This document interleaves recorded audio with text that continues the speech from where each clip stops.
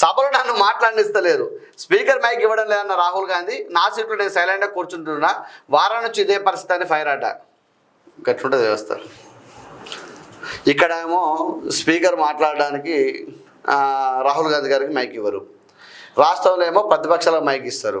ఇక్కడ మన దగ్గర ఇంతకుముందు కనీసం కేసీఆర్ గారు సస్పెండే, ఇప్పుడు ఇంకా రేవంత్ రెడ్డి అయినా మంచోడు కాబట్టి మీరు ఉండదు మాట్లాడాలని చెప్తాడు. అంటే వాస్తవానికి ఉంటేనే కదా తెలిసేది. నిజ నిజాలు తెలిసి ఇప్పుడు ఒక్క ప్రశ్నించేటోని బయటికి పంపినాక మనం ఏం మాట్లాడేది అవతలానికి ఎట్లా తెలియదు. ఆయన రేవంత్ రెడ్డి ఉండమంటే కేసీఆర్ బయట పంపిండు. ఇలా ఇదే పరిస్థితి. ఇరిగేషన్పై చర్చ జరుగుతుంటే పాపాత్మలు పారిపోయారు. బీఆర్ఎస్ సభ్యులపై అసెంబ్లీలో BJP MLA Paarvai Harish fire అట. కాళేశ్వర్ ఎంక్వైరీ రిపోర్ట్ను సభలో పెట్టాలి. కేసీఆర్ హరీష్ రావును ప్రాసిక్యూట్ చేయాలి.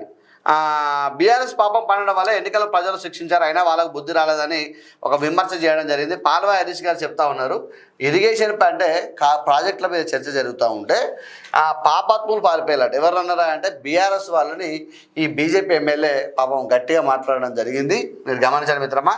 నల్లగా ఉంటే ఎందుకు వివక్ష? Kerala chief secretary Sharada Muraleedharan Facebook post viral. సమాజంలో చిన్నప్పటి నుంచి వివక్ష ఎదుర్కొంటూనే ఉన్నా, నాకు మళ్ళీ జన్మనిస్తే తెల్లగా పుడతానని మా అమ్మతో అన్నా, నలుపు రంగు సిగ్గుపడాల్సిన విషయం కాదని కామెంట్స్ అట. మరి అందరూ నల్లగానే ఉన్నాం, మనం నల్ల లేమా? వాస్తవానికి అది ఇప్పుడు అంత ఏం లేదు, అంతే. ఇప్పుడు అంతా నల్లగా తెల్లగా ఏం లేదు వ్యవస్థలో కూడా. అందరూ ఒకటే. ప్రతి మనిషికి ఒక లోపం ఉంటుంది. మనసు మంచిది కావాలి. అదే నేను ప్రతి మనిషికి ఒక లోపం ఉంటుంది. అవును, వాస్తవం.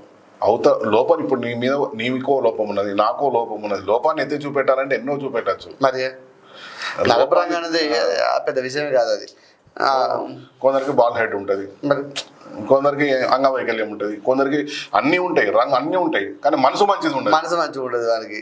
అన్ని మంచిగా మనసు మంచిగా ఉండదు, దానికి అతిపెద్ద లోపం అది. అట్లా వీళ్ళందరికంటే గుర్తుపెట్టుకోండి, ఏదో వైఫల్యం ఉండడం లోపం కాదు మిత్రమా. గుర్తుపెట్టుకోండి, మనసు మంచిగా ఉండకపోవడమే. ఆ మనసు మంచిగా ఉండకపోతే ఓ బతుకు తోలవాడు చూసినావా, లేకపోతే ఇంకోటి ఉండదు చూసినావా, అదే అతిపెద్ద లోపం మిత్రమా. ఇండైరెక్ట్ చెప్పాలంటే సాటిస్ట్, పుల్లు బోతులు, వీళ్ళందరూ రోగస్తులు, పీడస్తులు, భయస్తులు. ఏమన్నా లోపాలు ఉన్నాయంటే వాళ్ళకు లోపాలు ఉన్నాయి, కానీ ఈ రంగు, హ్యాండిక్యాప్ ఇవన్నీ లోపాలు కాదు మిత్రమా. చాలా మంది గొప్ప గొప్ప వాళ్ళు అయిన ఉన్నారు.